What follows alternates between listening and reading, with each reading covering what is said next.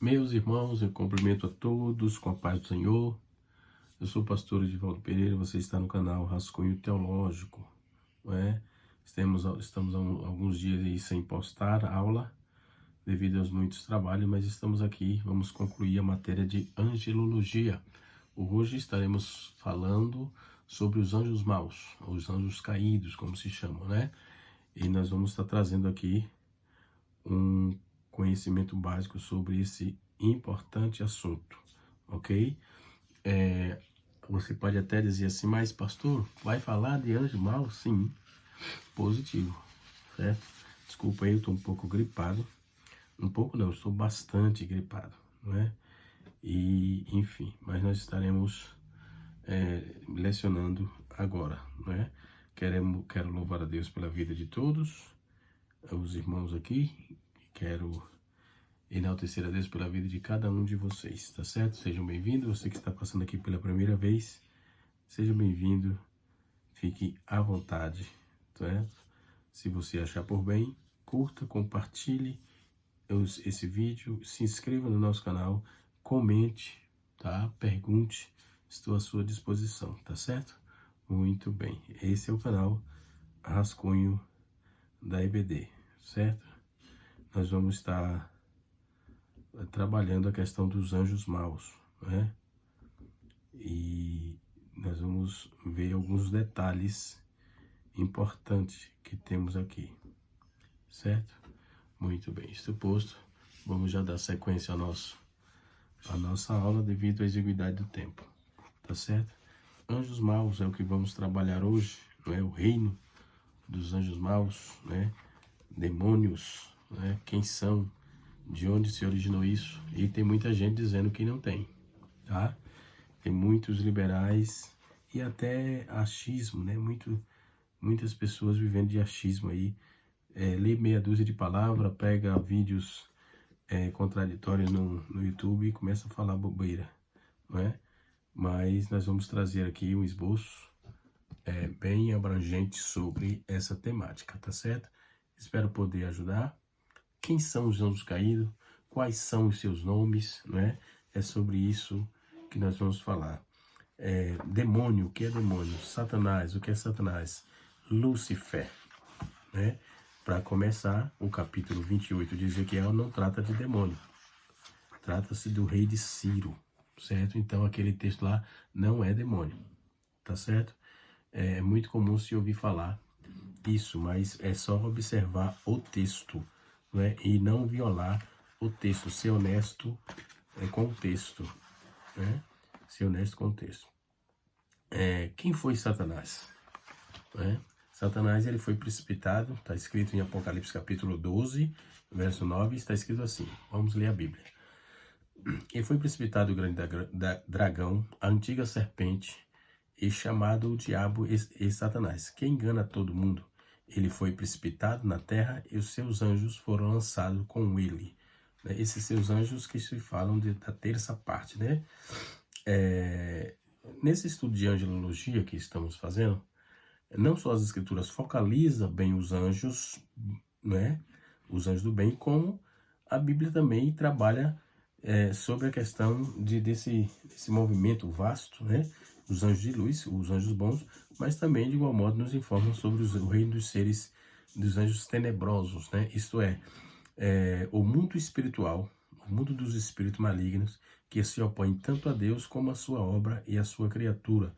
Eles são chamados tanto no Antigo Testamento como no Novo Testamento por vários nomes, títulos que representam as suas disposições hostis, né? Então, e Deus, aos seus homens, as suas disposições, ele se dispõe contra Deus e contra os homens, né? Um desses seres é Satanás. Queremos observar aqui à luz do texto bíblico. Diabo, esse nome no grego é diabolos, né? Que significa acusador. Então, o diabo significa acusador. Ele aparece no grego da Septuaginta, né? Passando por todo o Novo Testamento, né? Para indicar Satanás, ou seja, arqui-inimigo. Ele tem um poder espiritual do grande inimigo de todo bem, né? tanto o nosso Senhor Jesus Cristo, como também os escritores do Antigo Testamento, do Novo Testamento, usaram e empregaram a pessoa de Satanás por 38 vezes. Satanás é uma palavra de origem hebraica que quer dizer Satã, não é? No Antigo Testamento, a palavra Satanás, ou seus equivalentes, era usado como nome próprio, somente em 3 livros, a saber, 1 Crônicas 21:1, Jó, capítulo 1, versículo 6, 7, 8, 9, 12, Jó, capítulo 2, versículo 1, 2, 3, até o versículo 7, e Zacarias, capítulo 3, versículo 1. Em Apocalipse, porém, ele sempre é chamado de O Dragão. Então, Apocalipse capítulo 12, versículos 3, 4, 7, 9, versículo 13, versículo 17, e Apocalipse 13, versículo 2 a 11, e Apocalipse 16, versículo 13, e Apocalipse 20, versículo 2. Ele é chamado aqui de dragão, né? O dragão, ok? Então, de onde se originou isso? Quais as fontes que temos para apresentar, certo? A Bíblia não fornece detalhes sobre a origem dos anjos dentro do contexto geral, né? Dentro no geral da Bíblia não fornece, mas é claro que dizer que é o único supremo criador de todas as coisas, Deus é o único supremo criador de todas as coisas, e não, isso não significa que os anjos caídos também são criaturas, Deus os criou. Todavia, o que Deus criou era originalmente bom, visto que ele não podia proceder o mal. Tiago capítulo 1, versículo 13. Portanto, os anjos caídos não foram criados maus, eles que se tornaram maus, né? Os anjos caídos são seres espirituais que estão no estado de rebelião contra Deus e fazem oposição a Deus e a sua obra. A Bíblia não diz quantos anjos maus existem exatamente, mas ela apresenta, ela dá um parecer aí, indica que são muitos. Quanto aos nomes dos anjos caídos, as escrituras chamam nominalmente de apenas, o principal deles é Satanás, né? Na verdade, o que explica sobre essa temática, né? Como vamos explicar isso, trabalhar essa proposta, né? Nós vamos observar que dentro desse conceito de anjos caídos, os seres espirituais eram bons no princípio, né? Mas não mantiveram essa condição e caíram no estado original que foram criados, né?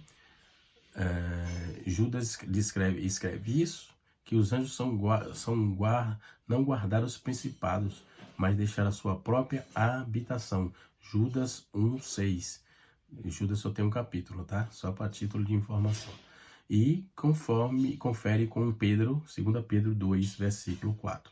As escrituras não revelam qual foi o pecado específico desses anjos.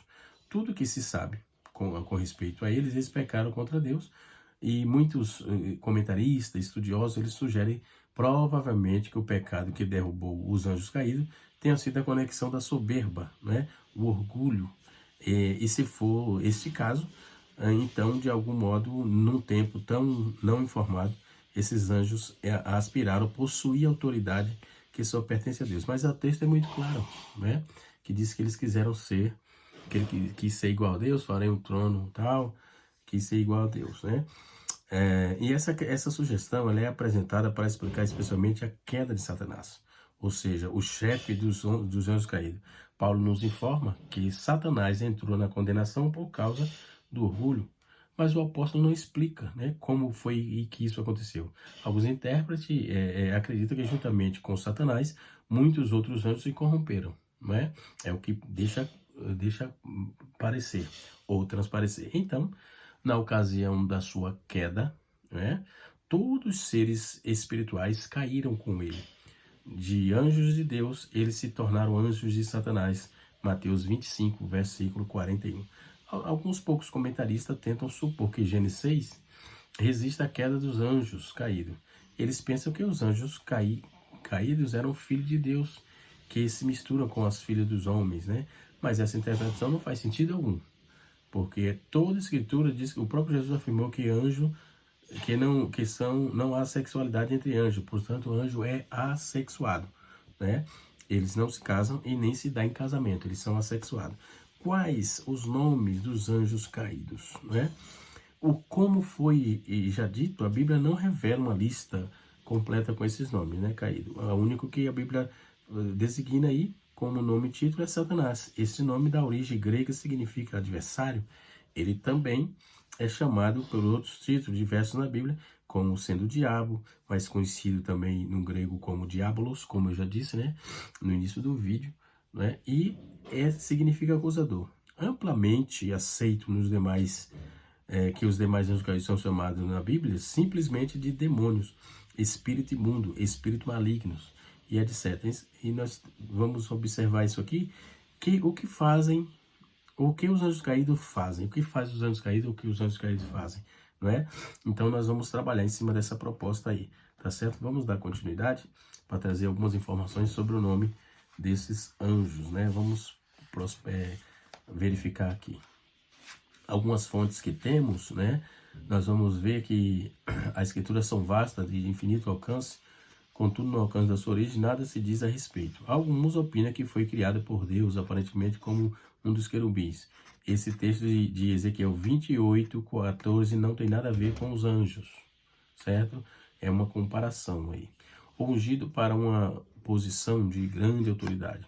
Talvez sobre a primitiva criação de Deus, que incluía o Éden mineral, que está escrito em Gênesis 2, versículo 10 a 12, e também escrito aqui em Ezequiel 28:11. Eu não posso acreditar nisso, é só dar uma olhada no texto. Ezequiel está apontando para Ciro, ok? Faz uma comparação de um rei mau, né? Mas tornou-se um grande dragão vermelho que após a queda Deus fala dizendo: esse dia é que foste criado, desde o dia que foste criado. Está escrito aqui no capítulo 28, versículo 13 e 14 de Ezequiel. Esta passagem não diz o dia que eu te criei e foste criado. É estranho, né? Mas não diz. Deus não faz outra declaração a seu respeito, né? Mesmo antes do seu pecado, né? Então, quando vamos observar isso, não é interessante observar que Deus criou ou não? Criou o anjo de luz, assim como Jesus chamou para o seu apostolado um santo, chamado Judas Iscariote, pelo menos aparentemente de início. Depois ele se transformou em um diabo, não é? O perseguidor. O mesmo pode ter acontecido com o diabo. Ele fora criado perfeito, porém, quando pecou, caiu em condenação. Mas a Bíblia diz que toda a criação foi perfeita. Isso aqui nem se discute. Deus criou tudo e o texto tudo engloba tudo realmente, dentro da sua completude, e viu que era muito bom, certo? Então, o problema do mal é a origem do pecado, que envolve o início do diabo, anjos, demônios, em uma escala espiritual muito grande, né? Adão e sua mulher, modificando o caráter e sua vida e personalidade, dentro da escala humana. E o texto fala de uma antiga serpente. Essas escrituras, as escrituras usam expressões variadas, né? No tocante à natureza e à qualificação desse terrível ser, como, por exemplo, a serpente em Gênesis 3, versículo 1, a serpente veloz em Isaías 27, versículo 1, não é? A serpente tortuosa em Isaías 27, primeiro ainda, parte B, e a antiga serpente em Apocalipse, capítulo 12, verso 9. Notemos que eles têm nome aqui, é apontado na Bíblia, certo? Então, em Jó 26:13, já fala-se de uma serpente enroscadiça, né? Ou seja, não mais podemos afirmar que a referência é feita com relação ao diabo, né? Ou uma serpente comum. Outro sim, a serpente ardente, que é citada lá em Números 21, verso 6, trata-se de uma serpente natural. Em Gênesis 3:1, é dito que ela era uma estátua, ou seja, ou sagaz, né? Então, o vocábulo grego aqui é usado para dragão, no original é draken, que significa serpente, crocodilo ou leviatã, que é apontado lá no capítulo 41, versículo de número 1 de Jó. Aí temos informações que os antigos cananeus, conforme a descrição existente nos tablets de Hashamara, Hashamar, ou seja, tinha uma terrível serpente de 7 cabeças, ou seja, o Leviatã, uma serpente veloz, e apontado em Isaías 27, verso 1, era considerado aí uma horrível e rápida serpente. O Leviatã, no conceito dos sábios orientais, podia se referir ao monstro que se apresenta sob a forma de crocodilo, e segundo a mitologia fenícia, cujo o poder era invocado pelos magos, né? O faraó. Assim, o rei do Egito é denominado como dragão por Deus, que fala assim: eis-me aqui, eis-me contra ti, ó faraó, rei do Egito, grande dragão, né? Que pausa aí o meio dos teus rios.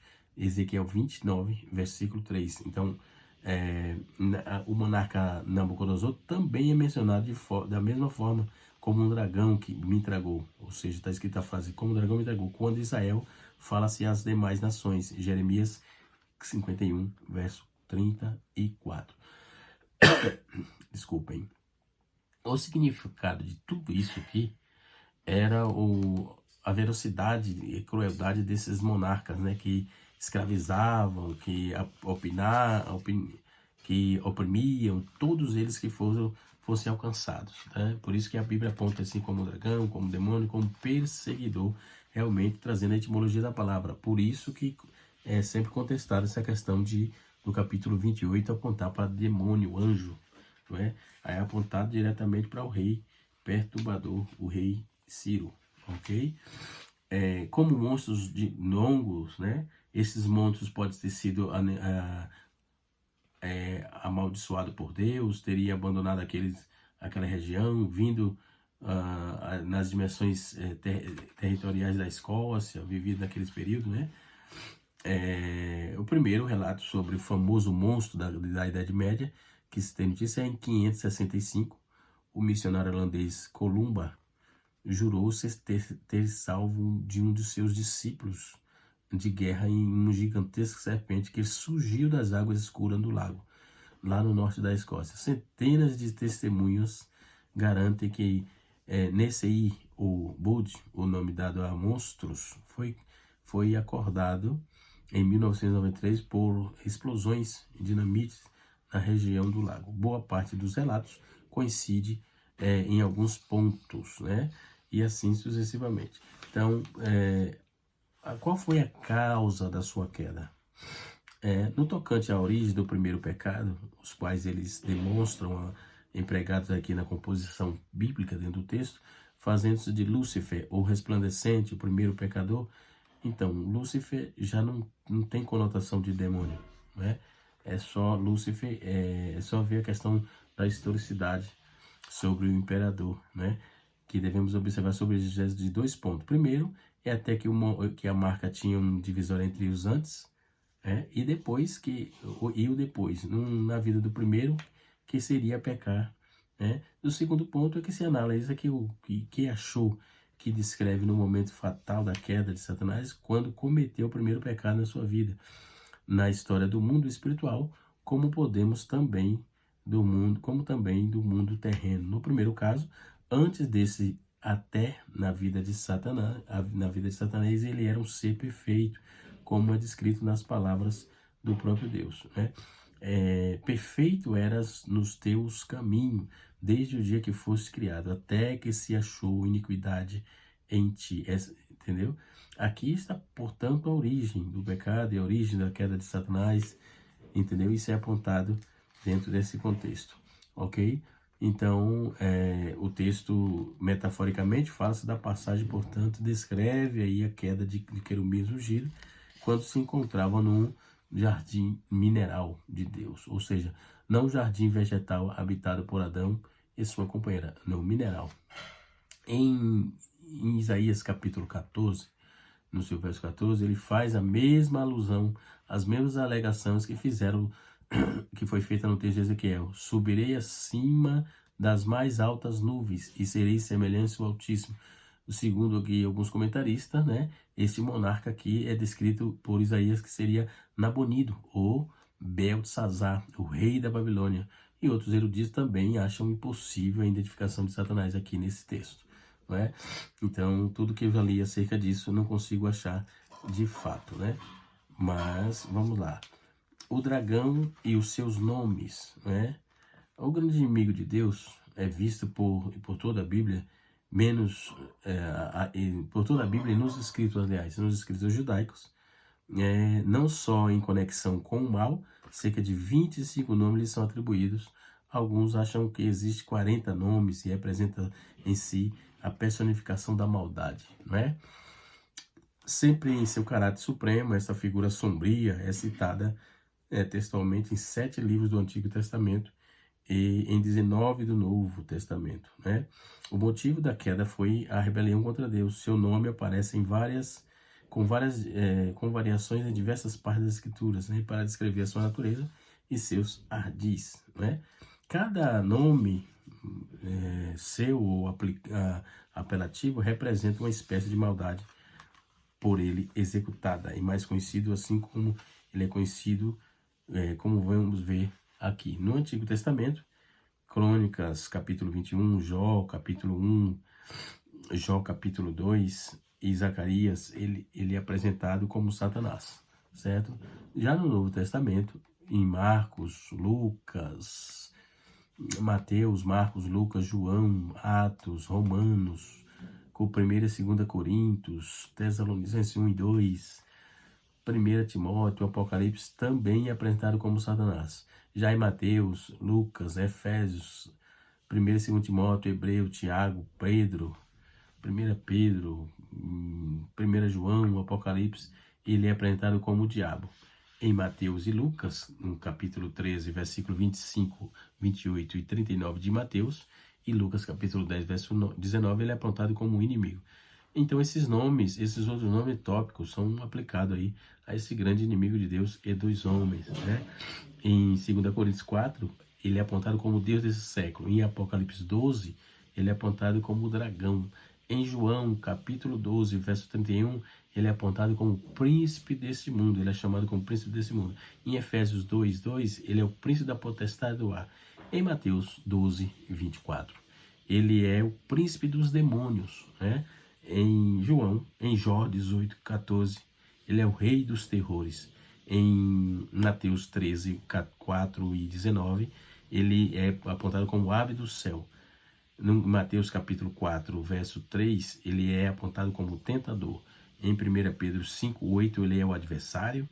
Em 1 João capítulo 3, verso 12, ele é apontado como o maligno, não é?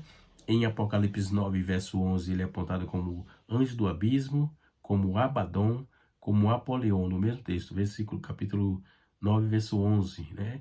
Anjo do abismo, Abaddon e Apolion.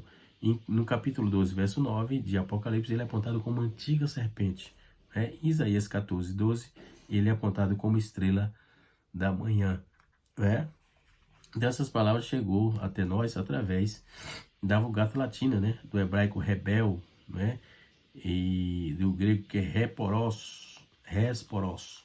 Em Isaías 12, 14, 12, por Lucifer, literalmente o vocábulo significa aquele que brilha ou resplandece. Então, a versão Almeida Revista Atualizada traduziu por estrela da manhã, não é? A referência aqui é aplicada ao rei de Babilônia e por inferência a Satanás, certo? Não é diretamente ligada.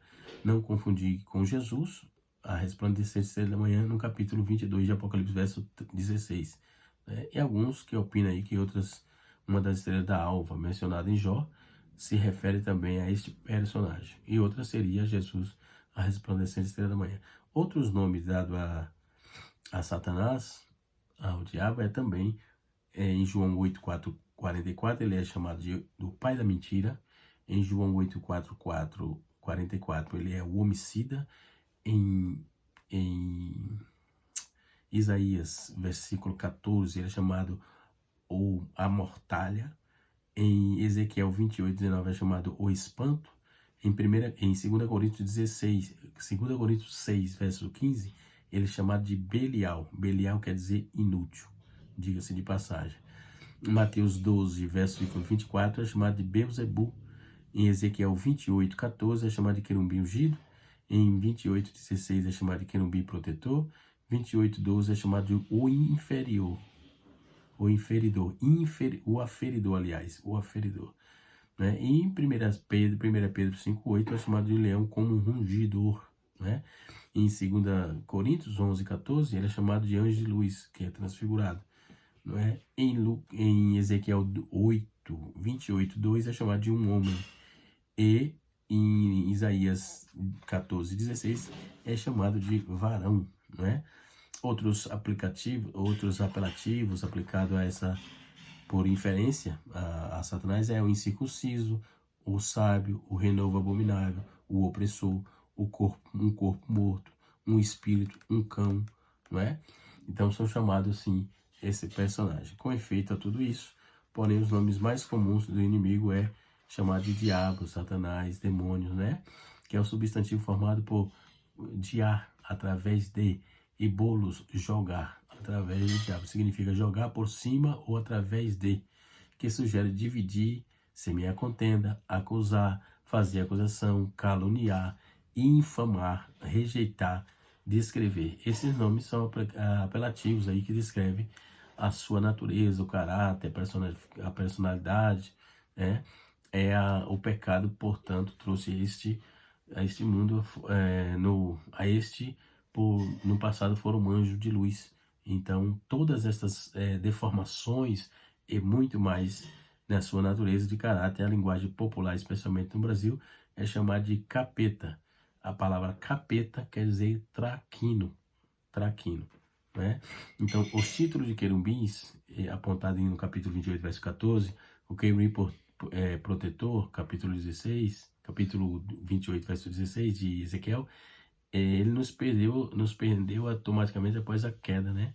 Então, em Apocalipse 2, verso 13, fala-se dele como contendo, né? Contendo um trono no qual exerce poder como se for um rei em seu centro de atividades no mundo espirituais. Ele é conhecido como potestade, príncipe, hoste, isto é, chefe dos anjos maus, né? Então, quando vamos ver também a questão do querubim ungido do Éden, alguns comentaristas vai opinar, dizendo que essa personagem do capítulo 8 não é o próprio Satanás, que é de fato, né? E sim o rei de Tiro, né? O rei de Tiro, literalmente falando, o monarca Itobal II, ou seja, outro rei chamado de Macate, né? Mas as evidências mostram que não é Tobal II ou Macate, aqui está em foco, né? Sim, o próprio Satanás. Só que, por exemplo, ele é apontado como essas personagens, né? Essas personagens apontadas como ele. Então, direcionado diretamente a isso. E alguns ainda lhe apresentam 3 razões a fator de identificar esse rei como Satanás. Primeiro, é que Ezequiel tenha desejado contrastar o príncipe de Tiro e como o rei de Tiro, por exemplo, enquanto que o príncipe é um homem. O príncipe é um homem com pretensões de ser Deus, e ao chegar ao céu, o rei é um ser celestial lançado fora. A época do rei Tiro, de Itobal II, a palavra significa rei da cidade, de modo que seria o rei de Tiro. O apóstolo Paulo, ele identifica o pecado de Satanás como o orgulho, né? O mesmo que ocasionou o pecado desse rei lá de Tiro. Então, é isso que é apontado, e é uma interpretação bastante coerente e plausível ao meu ver, não é? E eu tratando aqui sobre os anjos caídos, né? Nós vamos observar que esses anjos sugerem, ao passo que esse chefe Satanás, eles se empenham em pelejar contra Deus, contra o seu povo. O grande objetivo de Satanás caído é destruir a obra de Deus. Portanto, os anjos caídos fazem exatamente o oposto que os santos de Deus fazem. Enquanto que os anjos bons, não é? Eles adoram ao Senhor. Eles servem ao Senhor com fidelidade. Os anjos caídos, eles fazem permanente oposição contra Deus. E tudo que se chama Deus. Nesse estado de rebelião, os anjos caídos, eles se levantam contra os remidos e ainda procuram cegar e incentivar os pecadores a continuarem a se deleitarem no mal que praticam, né? Mas apesar de serem poderosos, os anjos caídos jamais poderão mudar a sentença que está sobre ele, né? Paulo diz que Deus não perdoou os anjos que pecaram, eles estão entregues a cadeias da escuridão eterna. Portanto, os anjos caídos estão sob o juízo de Deus e haverão de receber todo o castigo divino por causa dos seus pecados, que garante aí no grande juízo que está em 2 Pedro 2, verso 4 e Judas 1, 6. E esse destino final dos anjos caídos é inalterável, ou seja, não vai alterar, porque já foi vaticinado pelo próprio Deus. Em sua condenação irrevogável, juntamente com Satanás, eles serão lançados no lago de fogo, conforme está escrito no capítulo 25 de Mateus, verso 41, e Apocalipse, capítulo 20, verso 10, ok?